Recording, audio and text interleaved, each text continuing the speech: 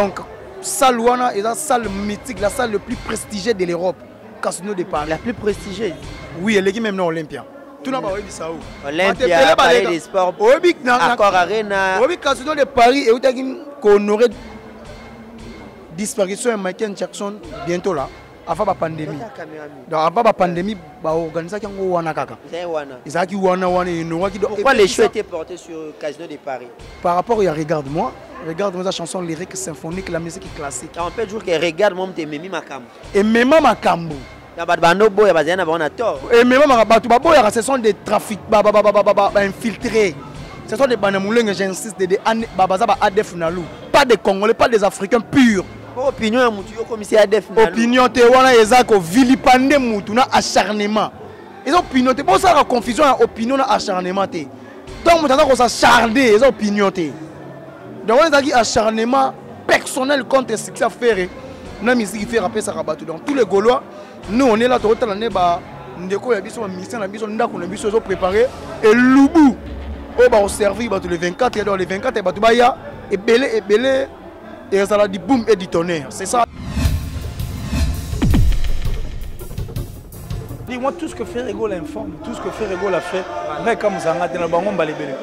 moi je sais qu'il peut faire plus que ça. Avec ses concerts inédits au nom de c'est-à-dire, tu as des générations là. Tu as des motos, tu as des concerts, tu as des fêtes, tu as des bars. Il y a un concert, il y a 1 heure du temps, il y a un concert. Les padres, bien sûr. Il n'y a que lui. Donc c'est pour te dire que moi, je n'ai jamais été étonné par rapport à ce que Ferrego l'a fait. C'est-à-dire, quand on annonce une nouvelle, on a un concert, il y a ça, on a un Casino de Paris. Oh, ça ne m'a pas étonné. Rien ne m'étonne. Et ça va quand on te dit, mais s'il va jouer un match de football, et là on est comme ça, par exemple, mais disons ça, il faut la réaliser. Mais il y a Messi joue dans des compétitions différentes. Mais peut ne pas mettre dans des compétitions différentes. Alors on a une maison mais quartier la tasse, il peut le marquer à Bétan. À Bétan concert en Angleterre, à Bétan à Paris, à Bétan à Belgique, il joue partout dans sa vie. T'as la même dans Banzembo jazz. Ça dit, il est partout, c'est un talentueux. Moi, quand je parle de Ferrego, là, je le vois en tant qu'artiste, musicien talentueux. Ça dit, l'un de généraux, ça a fierté, il y a musique à Mboko. Donc, on a souvent informé, on a un concert à la paradis, on a monté. Parce que quand il chante, même Dieu est content. On a aussi. Non, c'est un bon chanteur, tout le monde. Tout artiste, musicien congolais, talentueux, qui fait bien, moi j'ai toujours été derrière parce que moi je défends la culture. Oui, bien sûr. Mais je ne parle que de la culture. Vous comprenez? Quelle est la maison mère des Alara? Ferrego, la chanteur. Il va chanter pendant côté. Est-ce qu'une fois sur le à la qui si mécontentement pour que non, la sécurité pour aller, non? Il y a un autre annonce, on a produit, mais bon, le madame. Déjà. Il était dans le bac. Il n'y a pas de problème. Ça dit le plus important, c'est que Ferrego doit comprendre que il conduit à famille. Il conduit dans quel sens? Voilà. En fait, le dernier pouvoir, c'était celui de Ferrego. C'est lui qui était le chef d'orchestre. Et puis, tu as une maison mère, mais il faut que charge les appareils parce que le pouvoir implique la responsabilité. En étant avec ses amis, quand il initiait les Arabiens. Vous comprenez? Donc, moi, je crois que Nasa est étonné. Parce que seule personne n'a visio à sa habilité à sa maman, moto pas tenu mécanisme, moto pas talentueux. Donc j'étais très content de voir ça, surtout de voir Jules Été. Parce que Jules Été en soi, tu vas voir Jules Été, va voir Pépé Kaleba Nimango. Mais or Jules Été c'est un grand chanteur. Vous comprenez? Jules Été, un grand chanteur. Serge Mabia n'en parle même pas. C'est-à-dire, comment ça n'a été? Que Maison Mère à cette époque, certes il y avait des orchestres où il y avait des musiciens qui chantaient bien. Mais on a connu 2 orchestres qui ont bête de scène. On a une performance, une perfection sur le podium. Vous comprenez? Il y avait Victor Eleison, c'est là, Souhaite Elès. Guy Mollet, Sampaio, Gay Shostar, Zoé Bella. Ce sont Kitty, Ferrego, Babinomé, tout un peu Lacoste, Gianni, Gilles. Tu comprends ce que je veux dire?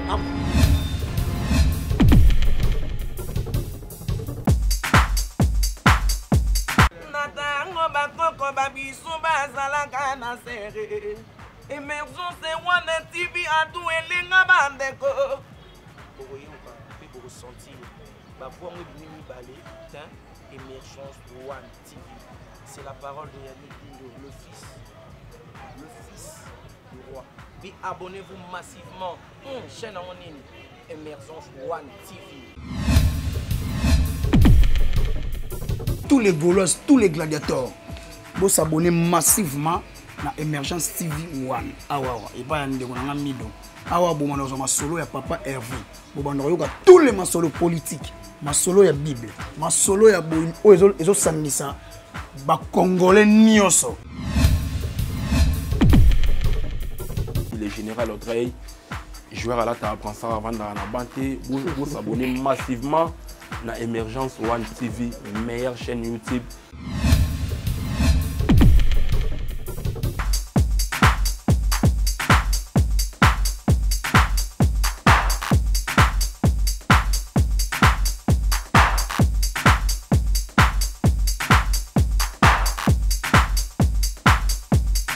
Voilà, chers amis internautes, bienvenue sur Émergence One Télévision. Nous sommes en direct, il y a répétition à l'EPAD Ferrego, là, in Détroit.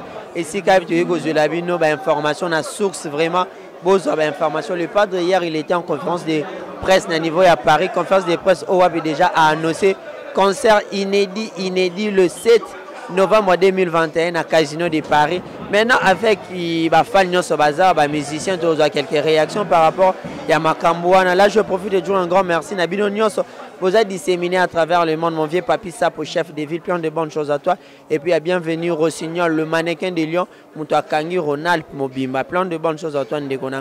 On est en direct, il y a répétition. Les padres, Frère Cher des poules, na Inde 3, ah, Nebeneska Maramwebanda, à Inde 3, Ska Venabiso et Mongo Luambo. Restons toujours branchés sur Émergence One Télévision pour ne rien manquer. Tous les interviews des musiciens, il y a Bazali. Vraiment, on est en direct sur Émergence One Télévision. Vous êtes toujours prêt branché pour ne rien rentrer, et pour ne rien rater plutôt. Merci beaucoup. Voilà, chers amis abonnés à Émergence One Télévision. Tous en direct, il y a répétition. Je suis avec Tuvidi Amboka, animateur Azo Salama Kamunda Salagi Maramna Vibe, c'est loco. Bonjour Tuvidi. Bonjour papa, bonjour Nabatonion, Mister Locomotive Yeyo. Bonne santé. Dans le bon? Un message, nous, fanatiques, c'est pour nous, ma casse, lobby. Promotion sur les réseaux sociaux, vraiment félicitations. Merci, hein? Amour du travail. Vous êtes toujours présent. Yewana, Locomotive. Voilà, du coup, en direct à répétition. Les padres à Poto, déjà, tu évites ce déjà comique qui chasse parce qu'il parle déjà le matin. Ben, précieux Andeni, déjà, les padres annoncé concert à Casino de Paris dans le mois de novembre. Vous travaillez comment? Ouais, bonne pression, ils ont dans les bons et puis moral, ils ont positif. Donc, c'est la Busso, la terre européenne, on serait là pour leur faire plaisir, voilà. Na solena papi sa pour senga soko kuté na Tubidi asale logo mo bo sala nga plaisir. Ya on a boageli logo locomotive. Eh papa benda komisanga ye esika na linga kama sala no sala boye ya benda ye locomotive na monine tozana kanda keba okupanzango ye. Voilà, tu veux dire un message par rapport à tous les Gaulois pour un concert le 24. Déjà, les padres dans le village, c'était une équipe Mobimba Boutouzalana, toujours net au Messana. Ouais, mobilisation, donc bientôt là, Touzalana les 24, Binotou, voter le président Nabiso, autorité morale, j'essaie de nuance, pas le sourire. Check, on est ensemble. Merci beaucoup, Tubidi. Voilà, j'étais avec Tubidi, animateur Yambo Kamdasalam Kamna Vibes, vraiment. Et bien voilà, toujours dans le cadre de notre émission Culture à la Ine à répétition, le padre Ferrego là. Là, je vais appeler mon frère Central Gola. Central Gola, Oap, Yalobila Ferrego là. Mon frère, bonne santé. Ouais, calme. On est en direct sur Émergence One Télévision. Ouais. On a CP, on a répétition. Si. Les padres hier, à une conférence de presse à Bruxelles, à Paris plutôt, Moussa les Obenga. Na minson de Tolo Bawaza de Kinshasa, à rejoindre bientôt dans la répétition. Déjà la mettre à Mokonzamboka. Voilà. Mokonzamboka déjà Zaliwa ya aussi Samakambo. Et là on a vu ça na bagolo makamna soza pena normal. Batu babanga te je suis des nuances azoya ba obundana Nzambe. Babundana nani? Babundana Nzambe. Ah, makambo ya makasi. Makambo eza makasi ya kosakana te fo kobundana Nzambe na niveau moko boye ya likolo. Yango moni loko toyebisa bato musicien te ka fo yembela madesu. O madesu ya bombe te. Oyemba nzembo polite. Oyemba nzembo moko boye na basansi o ba petit bazoyemba wana te. En tout cas pena Jésus de Nias le padre Nika Boronika Musale do Salama mokonza uti déjà Paris to uti ko yamba na niveau rapport kala te to zalane a na niveau rep awa ko pesa makamna ya ko dévoiler makamni o do Salama Jésus de Nias le padre domoni délégation to za belé central Ligola Zaliwana. Mais déjà le padre a annoncé concert il y a Casino de Paris le 7 novembre. Mais impression déjà après plusieurs années comment on est sous le padre faire rigole à niveau il y a ça minene ya poto bongo et puis bana poto bada satisfait tala kaka depuis bato beti musique ba ko guitar bato tout ba beti musique ni beti na niveau le padre azate donc monika ba niveau ba concert beta mi wana ba salité le padre beti niveau na bango te donc moni bana poto ba fandi ba bikete fo ba ya wana bazan avec les padres ba solo la bazo makambu na bango bamona ndenge musale zo salama en tout cas pena bana Paris ba ozela mokonzi na fois ko sakana te bazi orchestre mobimba jet set mobimba ouais ba ko ya wana membo nda ba ko mona musala ndenge salama orchestre mobimba ko mona bango ba ko dévoiler ba petit ba osala musala na les padres Jésus de Niance ya ko ya wana ya ko zalo te ko ba mise mususu zoko pana yo beta concert o benga nani aya o bengi nani kuna ya tuto ka bongo te wana te binga na tangi koma mutu te fo acha bango poa te bomba tsa bango poko bomba tsa ba beta concert ba bengi mutu ya te po biso to benga batu te yo mo mona Zénith de Paris au moins Jésus de ça beta ye moko na orchestre na ye parce que mona bengi mise moko boye kingandi aya o mona ngo voilà Central Gola déjà c'est samedi le padre dans village Chetemba ouais Chetemba tozala wana message nous ango par rapport à tous les Gaulois au bana Kinshasa d'ailleurs bamso uti balbumbashi ba a invite ape ba uti ba poto bana Kinyawa pour un concert un message à tous les Gaulois par rapport à ouais loko na koyebisa na ba Gaulois ba ya pena ebele ba ya vraiment ebele na village Chetemba ba ya ko découvrir la bonne musique Jésus de Nias na zo kumbela makambu na ye ba ya ko mona orchestre ndenge osala musala ba ko mona pe central Ligola petit Jésus o azana makambu na minute papa talier papa lobi ke mona pesa makambu donc moni ke ngana zo pesa makambu taka mona mukebo petit Jésus donc biso to yena makambu ba ba ye belé ba fena nga ba ki basket désolé London président Chabani a Rosalawana ba bébé pe ba Rosa pe ba te belé concert est normal vraiment to bengsi ba to ba ya wana ba découvrir la bonne musique à Jésus de Niance Nika Boronika. Merci beaucoup Central Gola. Ouais on est ensemble. Okay. Voilà kaka na kati ya Inde 3 mais na luki na yo zoaé. Gouffre les Gaulois. Bonne santé. Santé qui toko mote na tous les Gaulois donc. Voilà. Mote toi na Inde 3 le jeudi, répétition sont déjà mardi, jeudi mais ils ont la coulisse. Voilà. Tellement de choses à parler.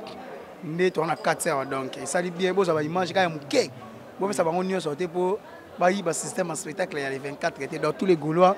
On appelle mote l'équipe présidentielle maman Fanta, on appelle venanga Emile Saloumou, on appelle si ba tout ba Chad Apollo, maman Medi Wembo, ba Emmanuel Kalonji, ba Bibi chez Umoso, Naomi la Perle, Naomi la japonaise, Naoli la Perle rare, on appelle si directement Yannick Kayenga la monnaie visible venanga yi passant c'est Bosombe, on appelle si Trésor Bokunzoni Kamba, on appelle si Hervé Lupanadio, on appelle si bato belé bato la gouvernement les Gaulois Emile Saloumou vient en Aïe c'est badol les Suisses noirs on appelle ce mot na madame mot na mino mingi donc gouvernement les Gaulois il dans tous la rep kandé ça la rato yaki to vérifier to ebisa bato ga mangozo nzungo ba kolamba jasuka na ici lengo voilà les Gaulois sans plus tarder déjà hier le padre a fait une conférence de presse à niveau à Paris où il nous a annoncé un concert inédit na Casino de Paris dans une salle mythique où il n'y a aucun Congolais à Betakuna.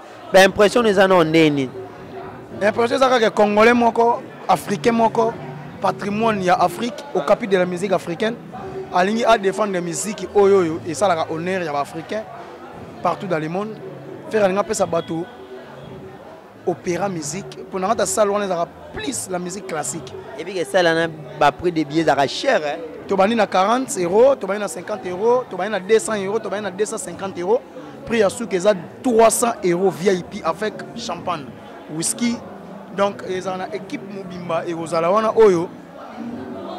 Et go solo là pour un concert. On va baser là dans 3 semaines. Vente les autres billets. On va pour un concert le 7 novembre. Donc Salouana est la salle mythique, la salle la plus prestigieuse de l'Europe. Casino de Paris. La plus prestigieuse. Oui, elle est même non Olympia. tout le monde a où. Olympia, Palais des Sports, Accor Arena. Oui, Casino de Paris et où qu'on aurait disparition de Michael Jackson bientôt là, avant la pandémie. Donc avant la pandémie, l'organisation qui wana kaka. Pourquoi les choix étaient portés sur le Casino de Paris?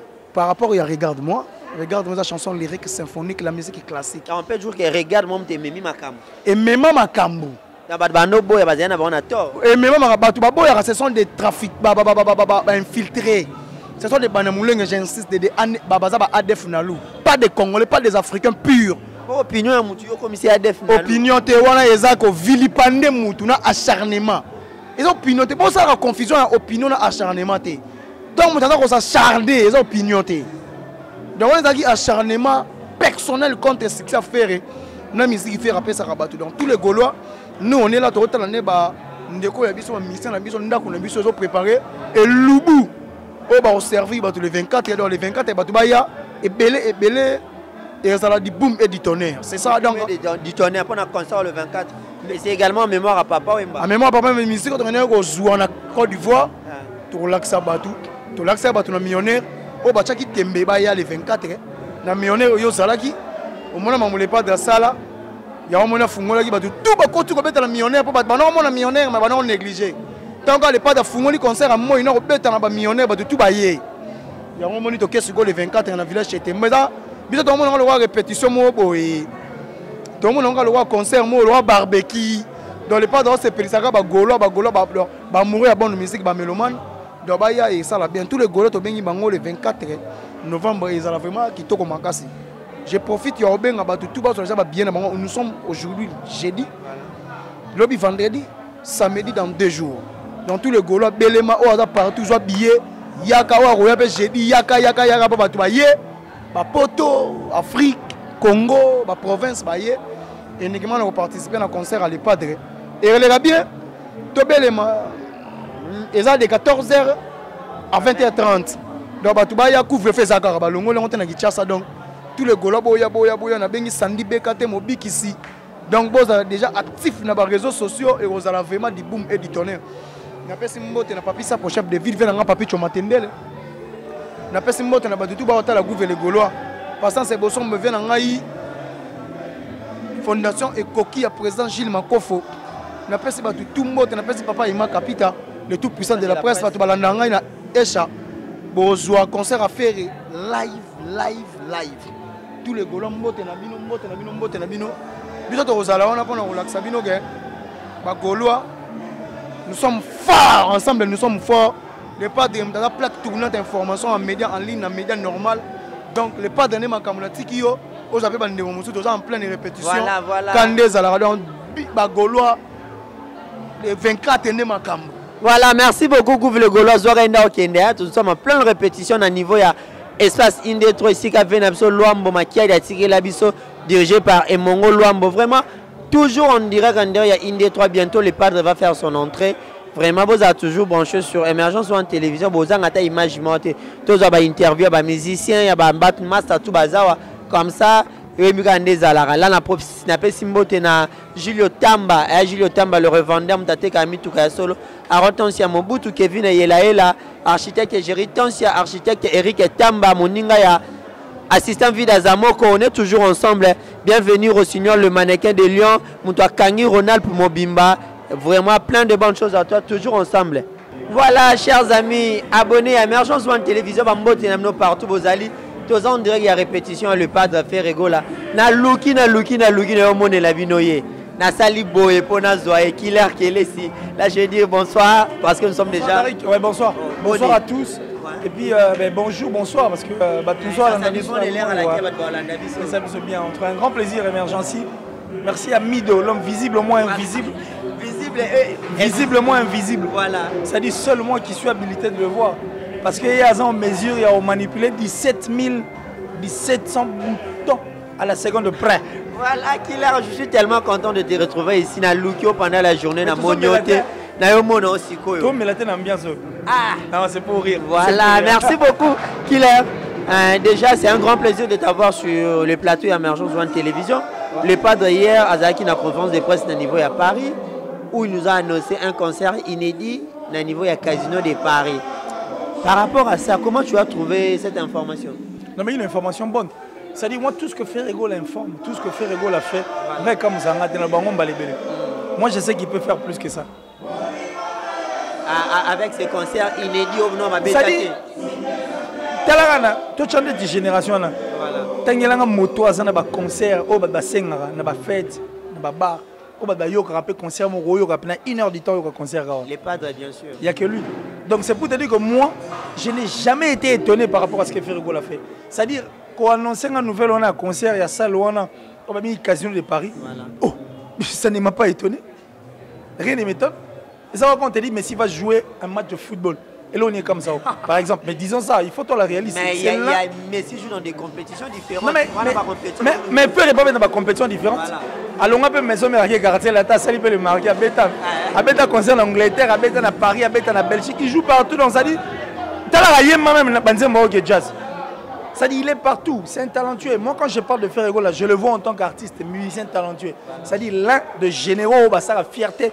Il y a musique à Mboka. Donc, on a souvent informé un concert à Paradis, parce que quand il chante, même Dieu est content. Non, c'est un bon chanteur, tout le monde le sait. Tout artiste, musicien congolais, talentueux, qui fait bien, moi j'ai toujours été derrière, parce que moi je défends la culture. Oui, bien sûr. Mais je ne parle que de la culture. Parce que vous comprenez? La maison mère des Alara. Ferrego la chanteur. Vous voyez chanter pendant Kota. Est-ce qu'une fois sur le à la Kissi mécontentement, non, la sécurité pour aller, non? Il y a un tendance, on a produit, mais pour le thème, madame. Voilà, on parlait. Qui même quartier la théorie, tout de suite. La suite, elle est toujours meilleure. En parlant toujours des Ferrego, on passe également à ses amis à Maison Mère. Qui déjà? JDT dans le bac. Il n'y a pas de problème. Ça dit le plus important, c'est que Ferrego doit comprendre que il conduit à famille. Il conduit dans quel sens? Voilà. En fait, le dernier pouvoir, c'était celui de Ferrego. C'est lui qui était le chef d'orchestre. Et puis, tu as une maison mère, mais il faut que charge ça parce que le pouvoir implique la responsabilité. En étant avec ses amis, quand il initiait les Arabiens. Vous comprenez? Donc, moi, je crois que ça est étonné. Parce que seule personne n'a visio à sa habilité à sa maman, moto pas tondi mécanisme, moto pas talentueux. Donc j'étais très content de voir ça, surtout de voir Jules d'été. Parce que Jules d'été en soi, bah tu vas voir le roi, va voir Jules d'été, va voir Pépé Galé Bandimango. Mais or Jules d'été c'est un grand chanteur. Vous comprenez? Jules d'été, un grand chanteur. Serge Mabia n'en parle même pas. C'est-à-dire exactement pour comment ça n'a été que Maison Mère à cette époque, certes il y avait des orchestres où il y avait des musiciens qui chantaient bien. Mais on a connu 2 orchestres qui ont une bête de scène. On a une performance, une perfection sur le podium. Vous comprenez? Il y avait Victor Eleison, c'est là, Souhaite Eles. Voilà. Guy Mollet, Sampaio, Gay Shostar, Zoé Bella. Ce sont Kitty, Ferrego, Babinombe, tout un Lacoste. Gianni, JDT. Tu comprends ce que je veux dire? En parlant de Lacoste, quand tu dis Totanga, il y a Zolinga, il y a Lingi Bonheur à Batute. Bonheur à Batute comment? Mais quand ton frère veut avancer et que toi tu ne fais pas, aux hommes méchants. Le padre a dit catégoriquement Lacoste a royé. Moi j'étais content et mbatté. Ah, content. T'es dans le bon quoi. Dans le bon et mbatté. Lacoste ne chante pas, merci. À travers l'album, c'est bon, non? Mais héros, il y a beaucoup de gens qui ne dorment pas. Parce que c'était le plus calme de tous. Il parlait pas. Le charismatique, il y a Jackie. Est-ce qu'on imaginait que convaincre Jackie tout le monde? Vous comprenez? Et puis si tu troubles. Toi papa m'a pas bio, même le plus têtu est venu. Et troublé pas tout. Yo maintenant quand c'est le hors. J'étais dubitatif. Ndo au monde la Jackie ndala au boule. Non au monde la Jackie Tumba. Et je d'été. Yo a qui sur na kalingaya. Trop dubitatif. C'est étonnant donc c'est à dire c'est ce qui a bougé quoi. Ça a bougé. Bill Clinton ben Kid, Babinom également est là. Donc on a vite compris que c'est le projet en tout cas il est chic quoi, carré, de tout le bas. Carré. Maintenant, il y a un concert le 24 ici, au niveau, il y a Village Chetemba. Un mot par rapport à ces concerts. Moi, quand tu me parles de Ferrego ou quand tu me parles des talentueux de notre musique, il y a un concert. Mais Ferré, c'est une bête de scène en fait. Voilà. C'est un vieux loup dans un concert. Est-ce que vous avez 3 jours fikin? Dongo dongi dongi dongo di. Au beau ça non? Au dongo li 3 jours fikin. Babeta Zénith 2 fois, oui bah. Bien sûr. Bercy on a tombé, Palais des Sports. Parce que au saut il va concerner, il en a plein. T'as là un concert avec de nerfs solides, il s'est retrouvé à Bandal pour livrer un concert. Na Bandal jour va présenter Chiquito. Mais c'est un habitué, un amoureux de concert. On a tout à la maison mère. Totangi elle est marquée. Totangi vient carrer la tête. Donc quand on parle de faire rigolo en termes de concert, moi ça ne m'étonne pas. C'est quand on me dit que Messi va jouer. Oh, il est rempli de talent. Sur la musique, Messi ballon. Il est voilà. Le 24, c'est également la disparition de Papa Wemba. 5 ans après sa mort, Ferrego avait honoré également Papa Wemba. Il avait déjà honoré la chanson Mea Culpa. Nous avons un bon rythme et Bandelez a fait. C'est Papa Wemba. Et puis Ferrego, Papa Wemba avait parlé déjà de lui. Alors, bah, Hervé Ferrego, l'artiste, tu as raison. Quoi. Tu avais raison. Il va l'immortaliser, son petit Mea Culpa. Et puis bon, il y a. Kester a été immortalisé par Ferré, qui est un chanteur Yalikolo. Cigarette va monter, ma. C'était lors d'un concert à soirée du Pannet. Du Pannet. Oui. Bon, déjà, on va voir toi. À Salon Bongo, il y a papa, il va faire un peu. Oui, on va peu pour Yalikolo. Pépé Kalou, tu as long, Kester a long. Bando Mopetou a long. Franco a long. Joski a long. Donc, moi, je crois que. Ferré, merci quoi. Merci l'artiste. Et que vive la musique de la République démocratique du Congo. Voilà, un dernier message à tous les Gaulois, à tous les fans du monde entier, à tous les mélomanes de la bonne musique, qui a c'est plus quelques dédicaces. Il nous faut une émission. Voilà. La musique doit continuer à merde. Il nous faut une émission où il faut tout cela. Mais tout mais justement, il faut tout éclaircir les choses. Et puis qu'on regarde les choses du bon côté parce que la musique ne doit pas continuer comme ça. Voilà. Nous sommes un pays où dans le temps, les artistes et musiciens faisaient bouger. Gouffre le Gaulois, Soldat Mbodi, Fiston Frappe. On est ensemble. C'est-à-dire, notre musique à l'époque faisait bouger les gens. Voilà. C'est-à-dire, Betine Masikine, à découvrir Betine Masikine, à Polos, aux États-Unis. Une salle aux États-Unis. À Niatango, un concert. Gabon, il y a un concert de Côte d'Ivoire, il y a un concert de France, Zénith Olympique. La RDC a une histoire sur le non seulement une histoire, nous sommes une force. Il y a une époque où on attend que la génération va Kofi, le cartel de papa. Il y a un Nigérien, un Sud-Africain. Ils n'ont jamais existé. Photo sur la Mangamou. Voilà, merci beaucoup, Killer. Je suis très content de boire à boire. Naboire vraiment. Bide Naboire. La plus suspecte, la plus discrète d'Atichou depuis la France. Merci pour tout, ma sponsor officiel. Président Bayo Tchoudi. Héritier Iboula, la boîte Kyo. Alors, la top modèle, la plus sexy, la plus belle de sa ville. Merci infiniment. Mon frère de tout le temps, Del Piro, à venir. Il y a vraiment, il y a mon thème, André Malou. Merci à Westriga. Ça dit mort, il y a mon raté. Seule personne à habilité au monde. Mort. Ça dit c'est une personne. C'est pour dire, pour mort, ça comme tu as tout le monde a raté quoi. Et on habite mort, on a baptisé. Avant de m'appeler à Westriga, tant que tu vas ça à sa mère, mais tu as vu Westriga, à mon raté. Ambassi qui sous là, merci beaucoup mon vieux Kouloutou. Merci Ambassi qui sous la moté, maman Karine Ilanga, la plus belle quoi. Maman Vechungu, maman Julien Diebo Bissembi. Merci en tout cas. Merci à Toutou Balinga Killer qui laisse Blanchard et tous. L'enfant propre. Et puis, Papi Sapo, chef de ville. Quand le chef est là, la ville est calme. La ville est calme. Ah non, mais il faut que tu fasses des ailes villes, une ville calme. Et nous sommes très contents, nous attendons le calme de la ville. Quoi. Voilà. Comment moi Mot d'ordre à tous les Gaulois, à tous les mélomanes du monde entier. Abonnez-vous massivement sur Emergency One TV. Ça dit abonnez-vous massivement. Et puis, si vous avez une Emergency One TV, Bobo Sanate, vous avez un killer qui laisse télévision. Bien sûr que oui. Nayanzambe TV, Pendez à la Nayanzambe TV. Voilà. Merci beaucoup, Killer. Les Gaulois. La boîte qui est Coupe le Gaulois. Il y a un Gaulois. Mais, il y a Internet qui est merci beaucoup, c'était un grand plaisir pour moi d'être ensemble avec Gouv le Gaulois. a fait un fiston fort, père de la révolution. La révolution, voilà, vous avez touché les gouvernements les Gaulois. Ah oui, merci beaucoup. C'était un grand plaisir pour moi d'être ici à Nakatia, une des 3 répétitions à faire rigolo, là où nous retrouvons Gouv les Gaulois, Killer, et tant d'autres amis. Vraiment, je suis tellement content. Retrouvons-nous sur Emergence One Télévision pour ne rien manquer. En plus, Tokutana, samedi, na concert dans le village Chetemba avec la bonne musique de Ferrego. Là, vraiment, un grand merci à tout le monde. Arnaud Milo qui était derrière la caméra, ainsi qu'à tout le monde et Junior Kapaya dans le montage, Alexis Ngandou, le Benjamin de la presse. C'est vraiment plein de bonnes choses à toi. Et puis à Plamedi, plein de bonnes choses à toi. Bientôt, dans la Emergence One Télévision. On est ensemble. Merci beaucoup.